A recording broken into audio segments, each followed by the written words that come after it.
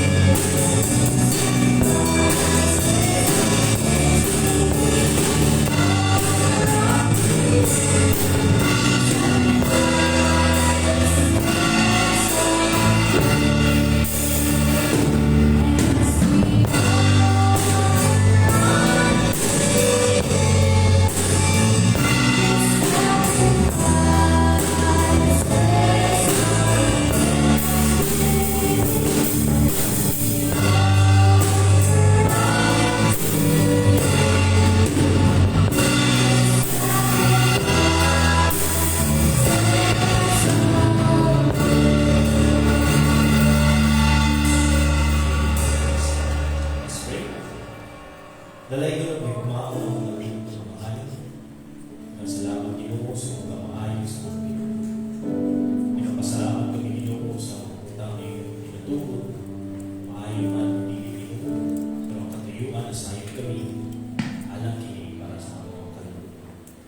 Lord, nagpasalamat ko sa kami na pinasa mga utang na iyong pinanghatag ka namin. Mga utang na iyong pinapabot sa tagsa-tagsa kasi kinabuhi Ginoo. Alang sa among din sa kalibutan. Labi na sa among adlaw, pagdungag sa adlaw sa among kinabuhi o sa pag-renew sa among puso sa mga adlaw. O sa Ginoo, nagahangyo kami niya kanino Lord na ikaw hatag o panalangin sa mga tao na hatag sa tithes and offerings karon. We pray Lord that you will give them more strength and more days in their life, Ginoo. Na makapamuhat sila ang responsibilidad sa ilang pamilya o diyan sa simbahan. I pray Lord na ikaw makaluwag panalangin kanila, ilabi na Ginoo sa mga tao na wala nakahatag. Lord, we pray that ikaw maka-open sa ilang kasing-kasing ng Ginoo, and for them to realize na ang ilang kinabuhi is di ilaha ang kinabuhi ikan kini kanino ug ang tanan mautang na nasa mga karon ikan kanino. That's why it is only right to give back to you. Lord, we pray that you will bless each and every one of us, labi na sa mga leaders na mo Ginoo sa mga naso.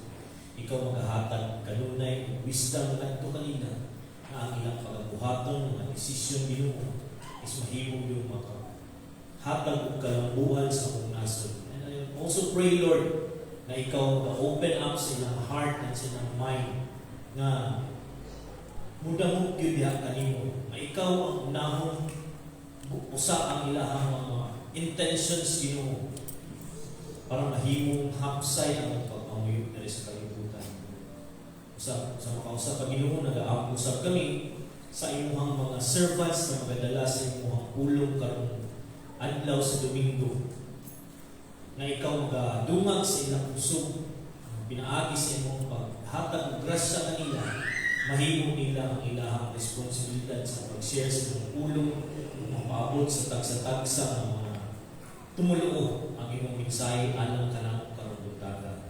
Ginoo himo ang hapsay ang panibahon karon nga mahumanan nga walay kakulian, walay problema Ginoo. Himo gyud nga successful ang among Sunday worship karong buntaga. Lalayo ka sa walay katapusan, kintanan ang pinaabo, pinagila ang Kristo ang Ginoo. Amen.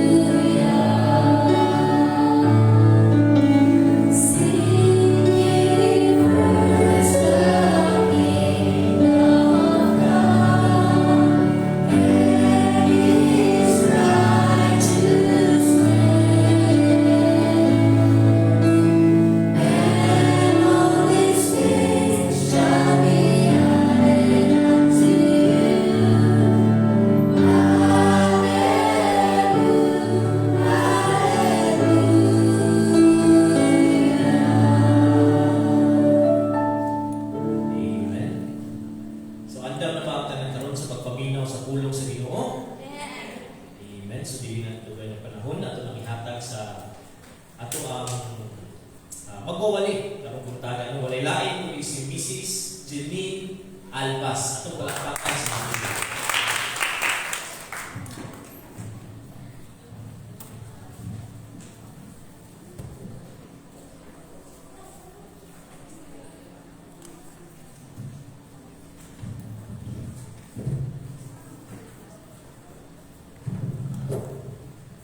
Good morning, everyone. Are you happy and are you blessed that you are here this morning? Amen. Okay lang, ibaan. Anyway, nakatigong kita ang pagkalan mo, nag-gather kita tungkol kay ginigrasya kini sa Ginoo o katayuan sa Ginoo na magkatigong kita this morning aron sa pagtuon sa iyang ulong. So, for the whole month of May, ang ato ang monthly topic will be Christian Education and Ministry. So ako ang text today makita sa 2 Peter chapter 3 verse 18. May I ask everyone to please stand and open your Bible to 2 Peter chapter 3 verse 18. And the word of God says, "But grow in the grace and knowledge of our Lord and Savior Jesus Christ. To Him be glory both now and forever." Amen. May God bless the reading of His word. Let us pray. Heavenly Father, we come before you today with grateful hearts. Thank you for this opportunity to gather and hear your word. We ask for your presence to fill this place and guide us as we listen. Open our hearts and minds so we may understand your truth clearly. Help us not only to hear your word, but to receive it and be changed by it. Remove any distractions and prepare us to grow in faith, in grace, and in knowledge of you. Lord, speak to us today. Teach us, correct us, and encourage us through your word. May everything that is said be glory to your name and draw us closer to you.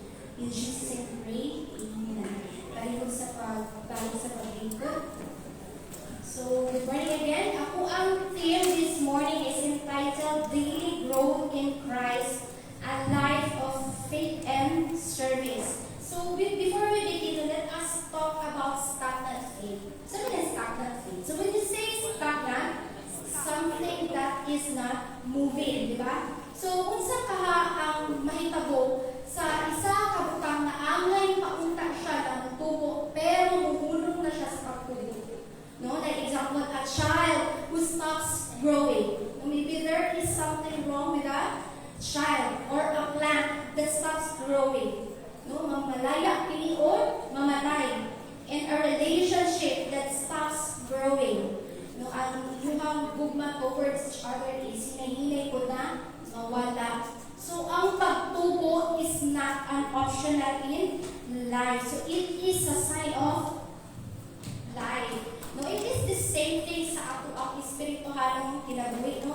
daghan kaayo ang nagatuo ka Kristo, who attend church, who knows basic truth, but if you look closely, their lives have not changed in years. No, ang ilang pagsabot, ang ilang pagtuo, pareho ra gihapulo, their spiritual habits are the same, or their characters are the same. So, mo niya siya ang ginatawag na stagnant faith. A stagnant faith is not a stable faith. It is a declining faith.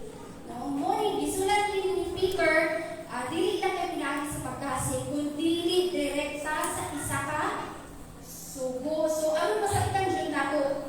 We need to look Peter's situation mo, ano nangyayari sulat. So, Peter is writing near the end of his life, no? Just like Paul did in his final letter in 2 Timothy, na iyang isulat samtang naas siya sa prisuhan kung nagahulat siya sa iyahang kamatayon under Emperor Nero. So, si Peter, nasayod po siya nga mubo na lang ang iyahang panahon. So in 2 Peter chapter 1 verse 14, nagayon, because I know that I will soon put aside, as our Lord Jesus Christ has made clear to me. So possible when pinasulat ko niya siya ni Peter is naa siya sa Roma, under Roman authority. Actually, it does not state itself kung asa ang exact location ni Peter. But ang iyang purpose ni yan isulat is to remind believers of the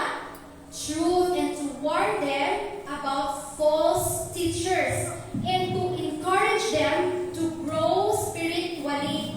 No, in short, si Peter wanted to make sure that after niya mawala, ang tanan tumuluo would stay strong in their faith and not be deceived. So, asin naman siya laking reason si Peter nung ano niya isulat. So, it is because sa mga scoffers and mga mockers who question sa pagbalik ni Ginoong Yesu Cristo. So, kanyang mga scoffers or kanyang mga mockers, muna siya ng mga arrogant people or mga prideful individual na nagabiay-biay sa kamatuuran sa Diyos. So in the book of 2 Peter chapter 3 verse 4 says, they will say, where is this coming? He promised.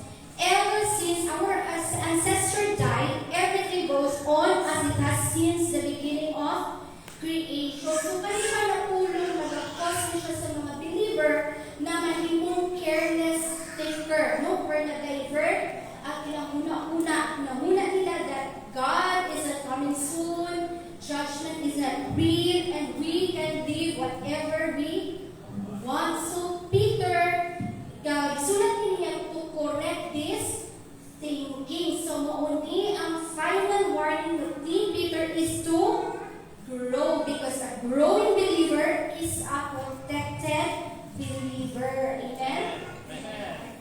So, this morning natay 6 ka mga punto, no? Our first point is growth is the evidence of spiritual life, no?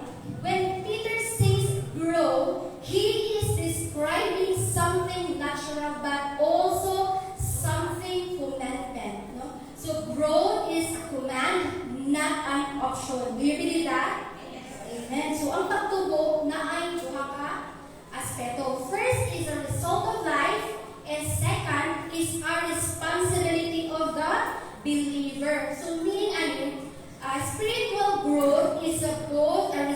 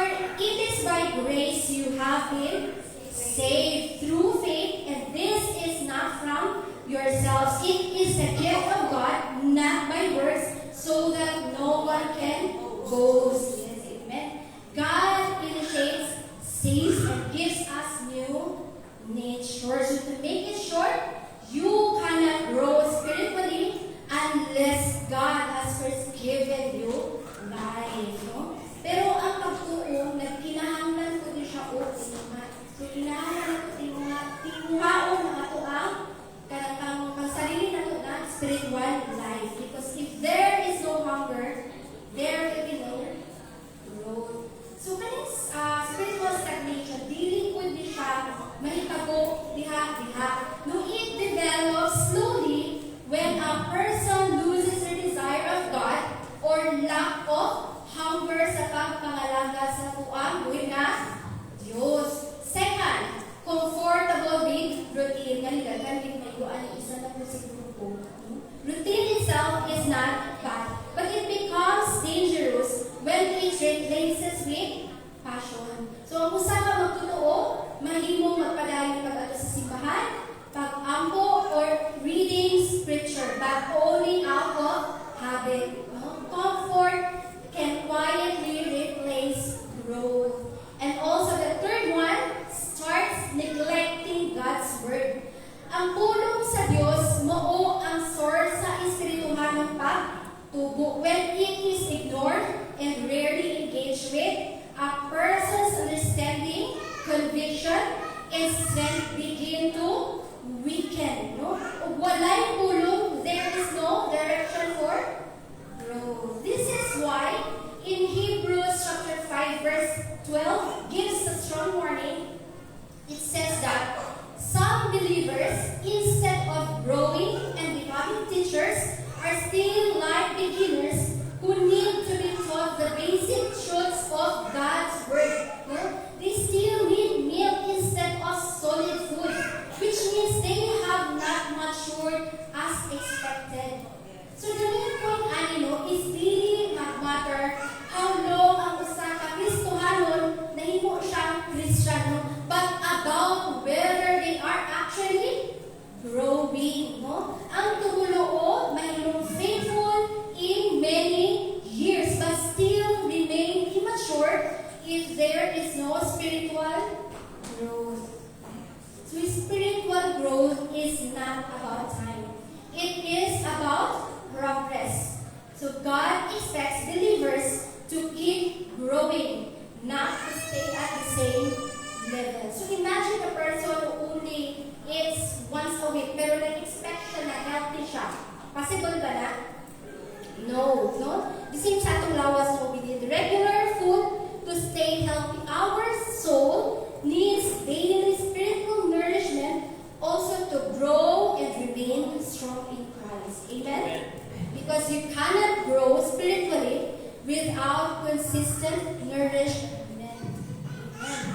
So, second point, our second point is grow in grace, transformation of character. So, Peter first said grow in grace. No, this is deeply important. So, unsa may meaning sa grace, no? Grace is often understood as only as forgiveness. Ang Diyos na nagpasaylo pa nato sa atong mga sala ug naghatag sa ato sa kaluwasan na dili nato deserve. But grace is also God's ongoing and active work in every believer's life. No? It is His power at work within us, shaping our thoughts, nagabangko sa atong mga tinguha, nagapalikon sa atong pagtuo, and forming our character to become more like Christ. In the book of Titus, chapter 2, verses 11 to 12, nagayon, for the grace of God has appeared that offers salvation to all people. It teaches us to say no to ungodliness and worldly passions and to live self-controlled, upright, and godly lives in the present age. Meaning, ang grasya sa Ginoo, nagatudlo ka nato that as you walk with God, your life gradually changes. No, ang sala dili na sama sa una na nagakontrol ka nato, no? Pride is replaced with humility, no? And anger becomes patient, no? And selfishness turns into love for others. It is low, no? Hinay siya, but real transformation where God shapes your heart to become more like Jesus. So hinay-hinay siya, pero tinun-anay na pagbago sa kasing-kasing. So, example anin is Peter himself, no?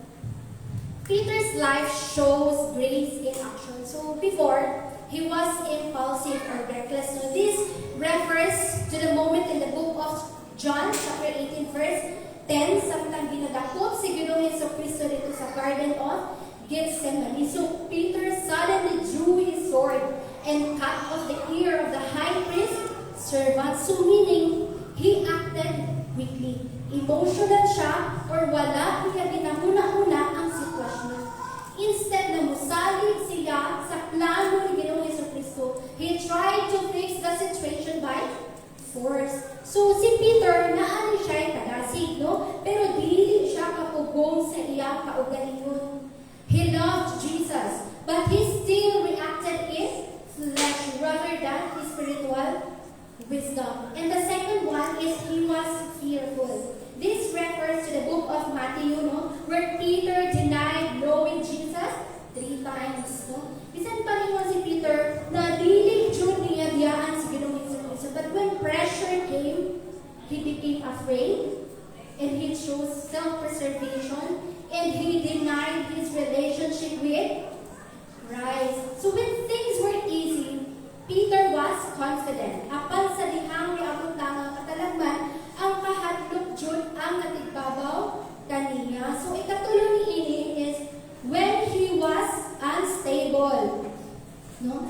Peter stepped out of the boat in faith and walked on water toward Jesus. So apan nakita niya ang kusog na hangin ug dagko nga balod, nahadlok siya o kalit o hinay-hinay siya na naulod. So his faith was strong for a moment, but quickly weakened when circumstances became difficult. But after the death and resurrection of Jesus Christ, Peter's life was completely transformed by the power of the Holy Spirit. So this same disciple who denied Jesus out of fear became bold and courageous preacher of the gospel. This refers to the book of Acts. No, Peter boldly preaches to a large crowd in Jerusalem during Pentecost, empowered by the Holy Spirit. So the second one, he stood fear in persecution. Means that after his earlier fear and failure, sa ulahi na himo siya, maisugod, likod, o matinud-anon kang Jesus. Bisan pa niya nagihulga siya, gidakop siya, o gikulata siya tungod sa iyang pagtuo. And the third one is his shepherd church. So after Pentecost, nagwali si Peter sa maayong balita o nagdala o libo-libo katawo ngadto sa pagtuo kang Kristo. So nagtabang pud siya pagtukod sa pundasyon sa una simbahan. So nakita nato kay Peter na hinay-hinay siya nagibako sa grasya sa Ginoo. Grace is not one-time fix that makes someone instantly perfect. So dili siya murag magic na mabako ka diha-diha. No, it's God's ongoing work of transforming a believer over time. So helping them grow in faith, obedience, and Christ-likeness throughout their entire life. So ask yourself now, am I becoming more like Christ or just more familiar with church? Kamulay mo katubag na ako, nakatubag lang. So our third point is grow in knowledge, the foundation of truth. So Peter connects grace with knowledge. This is very important. Nano man importante ang kahibalo. Tungod kay dili ka makatubo sa gusto kung wala kay kaalam. In the book of Hosea, chapter 4, verse 6, 6, the Word of God says, "My people are destroyed for lack of knowledge." This is not about intelligence. It is about understanding God's truth.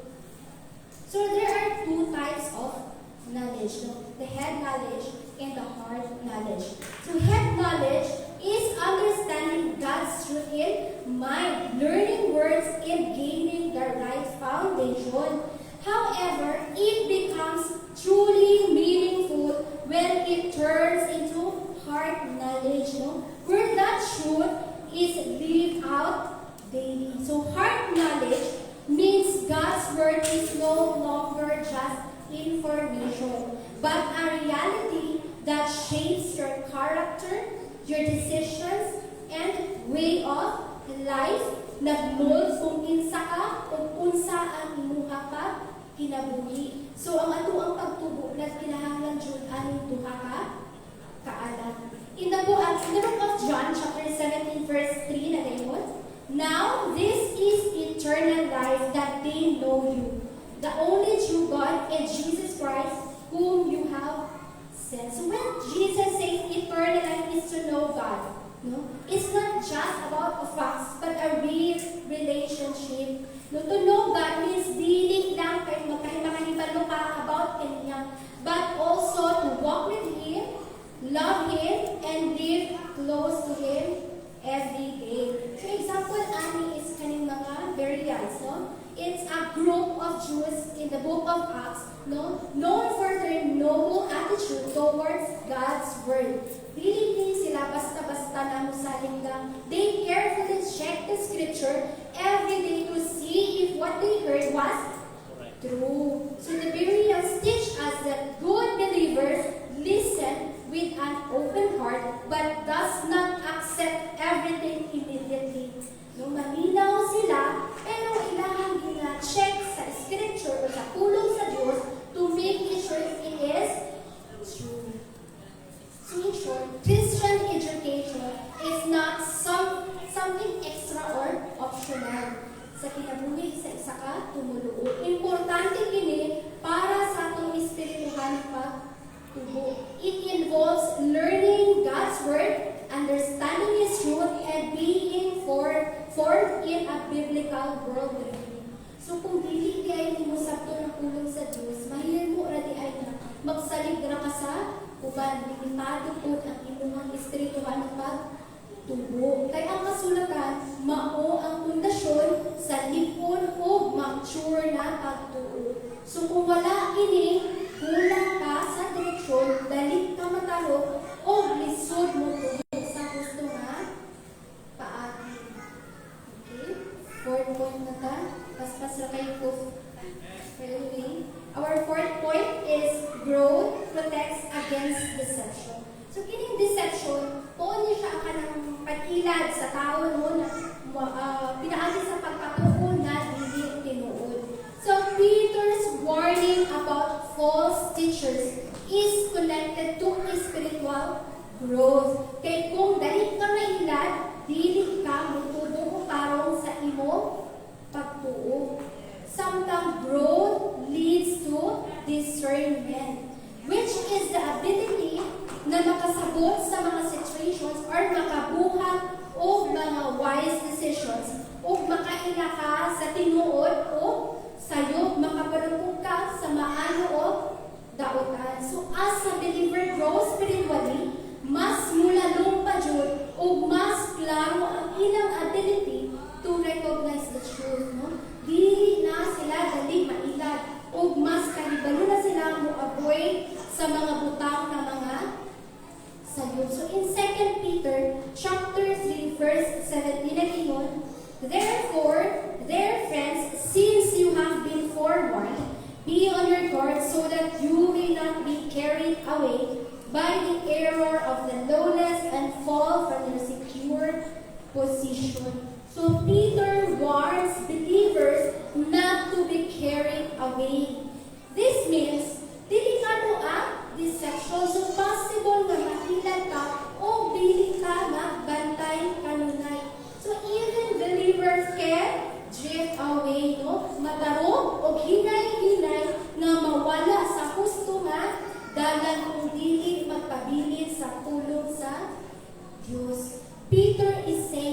that believers must keep growing in their faith to protect themselves from spiritual danger. If walay spiritual growth, ang tao mahimong weak sa ilang pagsabot sa pulong sa Diyos. Because of this weakness, they can be easily deceived or influenced by wrong teaching and ideas that seem right but are actually false. No? Example is Jesus in the wilderness, di ba? After Jesus fasted 40 days, nagigutom siya o naluya siya. At that moment, iabot si Satan and tempted him, no? So si Satan, nagamit pa dyan siya o pulong but he twisted it. So gilahit niya ang pulong. So ang ihimo ni Satan, he used scripture to promote pride and testing God. He also removed the original meaning of the verse. And he tried to manipulate truth for a wrong purpose. Pero si Ginoong Jesucristo responded with correct understanding. So ang gibuhat ni Ginoong Jesucristo, he did not argue emotionally. He did not misuse scripture. No? He interpreted scripture correctly and he used scripture to correct false interpretation. So sometimes, wrong ideas are not always easy to recognize at first. No? Sa sinuganan, nahimo pagani kini na murag tinuod, no? Convincing and even spiritual. That is what makes them dangerous. No? They can slowly influence a person without them realizing it is false. No? That is why we must continue to grow spiritually. So example, ani, is ang kaning mga bank workers. Diba? They were trained to study and recognize their real money so they can easily identify what is genuine and what is counterfeit. Tungod, knowing the real helps identify the fake. So this continuous growth makes your faith stronger and your life more stable. Sa fifth point. So our fifth point is growth produces ministry. So growth is not personal. It is missional. Do you believe that? Yes. It means that spiritual growth is not just meant to change you, but also to reach and help others. Amen? In 2 Timothy chapter 2, verse 2, nakiingon, and the things you have heard me say in the presence of many witnesses, entrust to reliable people who will also be qualified to teach others. So Paul shows that God's truth is designed to move forward from person to person. It is not meant to stop with the individual who receives it. So God to continue spreading through faithful transformation. So si Apostle Paul, nag-iingon siya kay Timothy to pass on what he has learned to faithful people who will also teach others. No? Nagpakita kini nga ang pulong sa Diyos is like a chain. It moves from one person to another person so more people can learn, grow in faith. The goal is not just to know the truth, but to share it so others can also believe, grow, and teach. In Ephesians chapter 4, verses 12 to 13, nagayon, to equip His people for works of service, so that body of Christ may be built up, until we all reach unity in the faith and in the knowledge of Son of God, and become mature, attaining to the whole measure of the fullness of Christ. So meaning God gives leaders in the church to teach and prepare believers so they can serve others as well. No? Samtang sila mutubo o mag-alagad, ang simbahan mahimo usab na mas likon. Magpadayon ni siya until all believers become united in faith. So mas makaila pa ka Jesus and grow into spiritual maturity and becoming more like Christ. So believers are equipped for ministry until they reach maturity. It's the same thing sa kuha church. Diba? Kung napansin ninyo, dili lang si Pastor Eno, si Pastor Don, si Kuya JR ang nag-share diri, diba?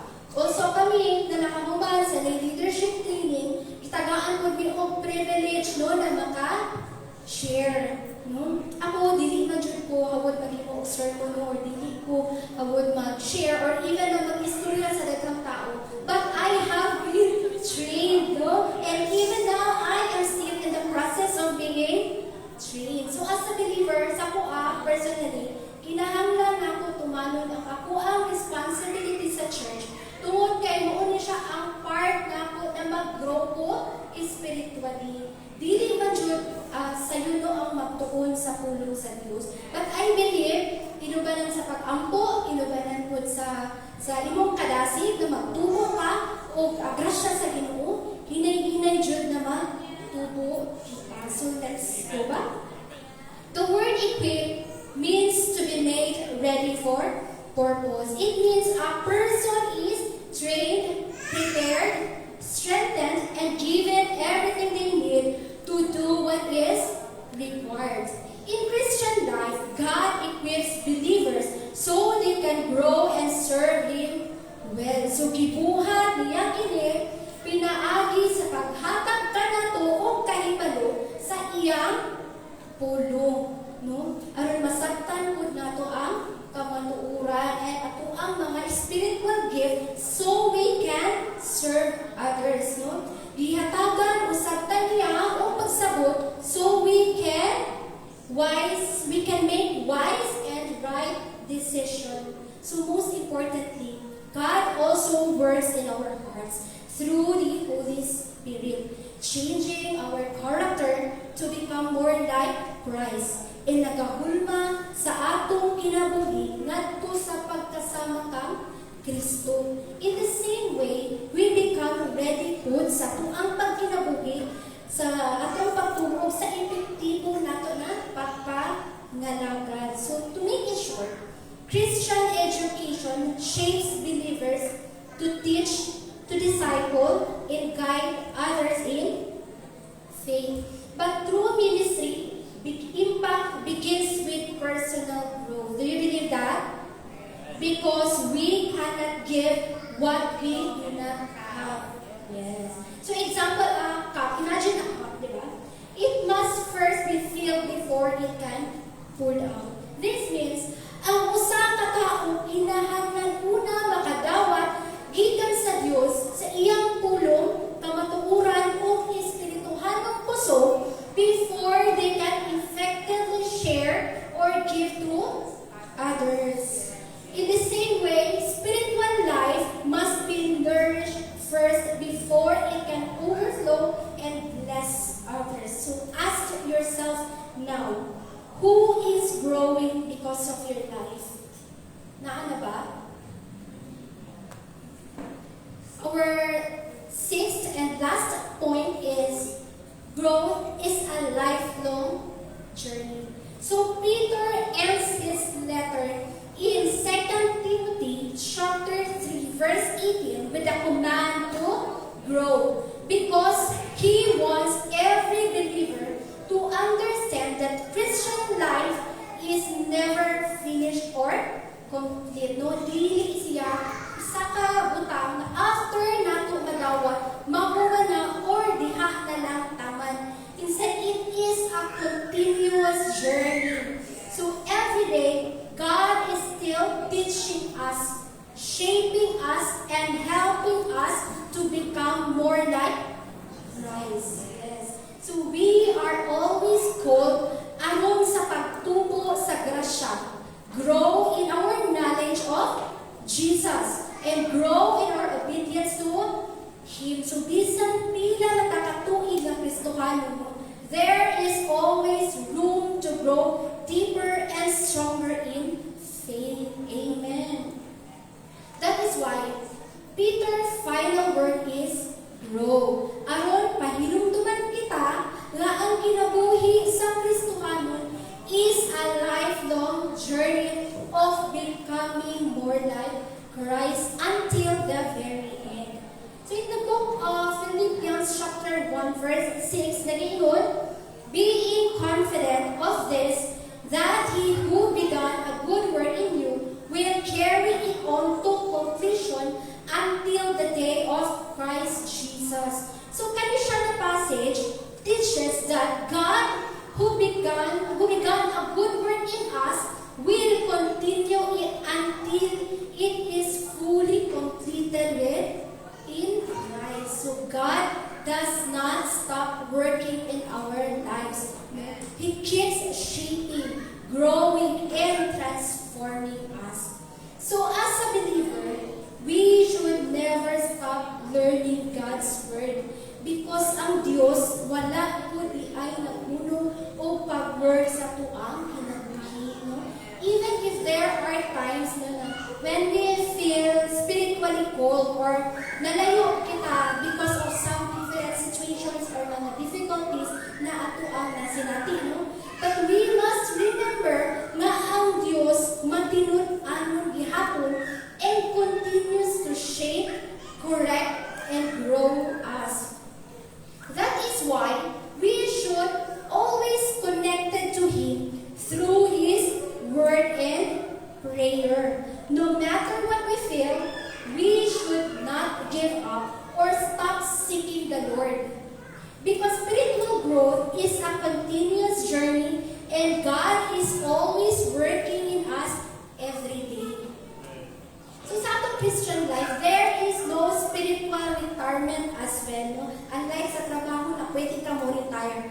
Dili kita moabot sa punto na muhunong ta sa pagtubo o pagkaton o pagsunod sa Diyos. So as long as we live, we are called to walk with Christ, grow in faith, and serve others. We also never outgrow the need of God's Word. No? Ang Biblia is not something we finish and move on from. It is living and continuous to guide us in every stage of our life. So in the same way, we never outgrow prayer good. No? So dili kita muhulong sa pag-ampo kay pirmi kita nang kinahanglan sa Dios o sa pag-iistorya kaniya adlaw-adlaw. Diba? Do you believe that? We also never stop learning because God's truth is deep and life keeps teaching us new lessons. So imagine a tree. Diba? Kung nagtadako siya, ang iyang roots, magtadako po, magkahimayo siyang strong. Diba? Ang taas siya yung mga wide branches and daghan o bunga. So deeper roots help it to stay strong and dili siya basta-basta na matandog bisan pa kusog ang hangin. No? So wider branch show that it is growing bigger and reaching farther. So more fruits shows that it is healthy and alive. In the same way, a healthy Christian keeps growing in faith. No? They become more rooted in God's Word, stronger in their relationship with Him, and their life shows good actions that reflects Christ. Okay? In conclusion, so imagine your life 10 years from now.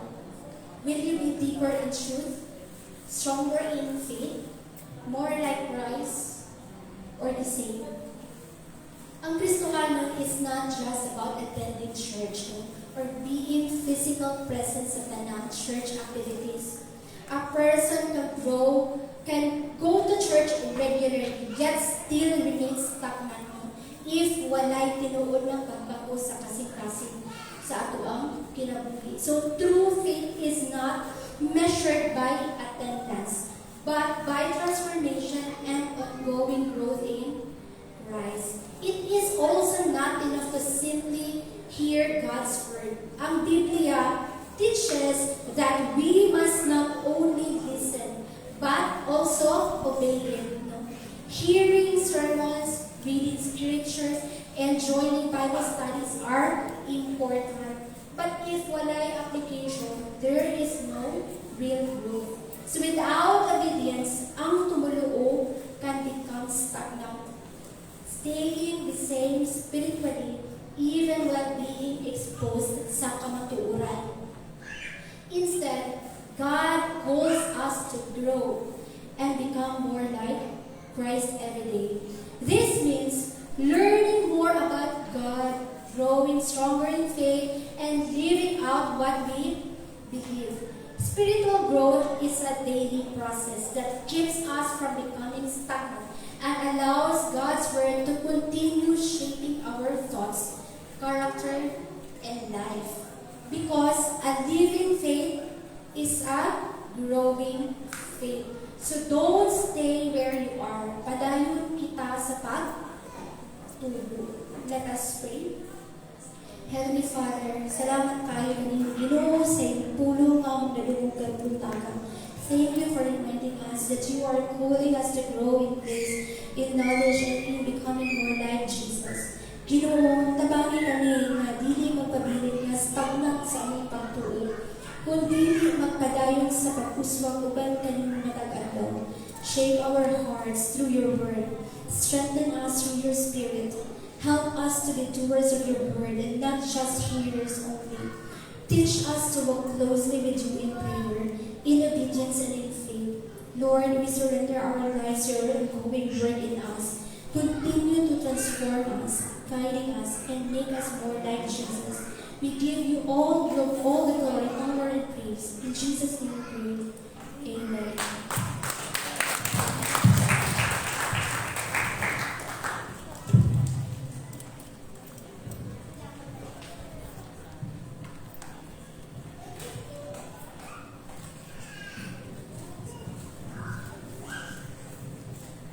Salamat, Sister Janine, sa pag-share sa mensahe. May tungkol sa pag-auhag ka nato. Hindi kita magpabiling na stagnant, walay outlet.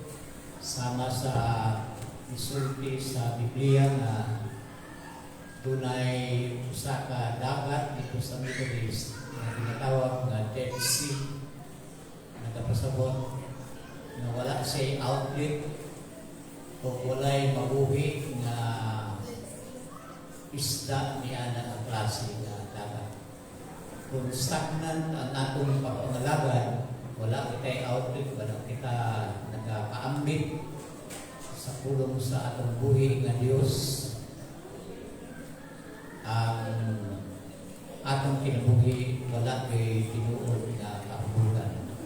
So, salamat kita nga nining gisulat ni San Pedro. Nag-ingon siya, but grow in grace and in the knowledge of our Lord Jesus Christ. Ang gisulti dili ka nato, dili ka na pahibalo, dili usa ka sugo para sa tanan nga nangalaga diha sa Ginoo. Na every day we have to grow and make our life be a blessing, source of encouragement ngadto sa uban. So salamat sa Ginoo niya ng mensahe at palakpakan ang atong buhi ng Diyos. Naway naghatag niya ng mensahe ngadto sa iyang servant nga magpadayag ni ining kanato. Dalaygon ang atong buhi ng Diyos. So, dito sa atong church, daghan kita o mga magtutudlo, no? Na mahimong magapadayon sa pag-encourage ka nato. Once you are going to teach, kanang makatindog ka rin sa tubangan, usa ka na assign na ikaw nagatubo. Kaya kung di ka nagatubo, di bang ka, wala mang kay courage mo tindog rin sa tubangan. So, we are encouraging each one that we will not stop learning God's Word. No? Sa gingon ni Paul nga tuwang Timothy about study. Sa gingon niya sa iyang isulat nga tuwang Timothy, study to show thyself approve unto God, a workman that needeth not to be ashamed, rightly dividing the word of truth. Kay kung doon lang yun kayo nakatunan sa Biblia, ganaan ka man magbasa, kaya nga naman, kada basa nimo, himuan nimo og simple nga outline aron masabtan nimo nga kana nga mensahe para kanimo. So kung himo ninyo na inyo yung tultulod nga makahimo gyud mo mensahe para sa inyong kaugalingon. Karong buntag muadto kita sa pag-commemorate, pag-celebrate sa kadaugan ni Ginoong Hesus na siya naman gikan sa mga patay sa lubnganan ug atong hinumduman kana karon kay atong celebrate pinaagi sa pag-fellowship together surround this table niining elemento nga ginagamit para sa ulog sa iyang pagkabanhaw gikan sa lubnganan sa kamatayon o pagkabanhaw dalaygon ang atong buhay ng Diyos. Akong tawagon ang atong serving brethren. Akong tawagon si Brad Jed o si Pastor Ton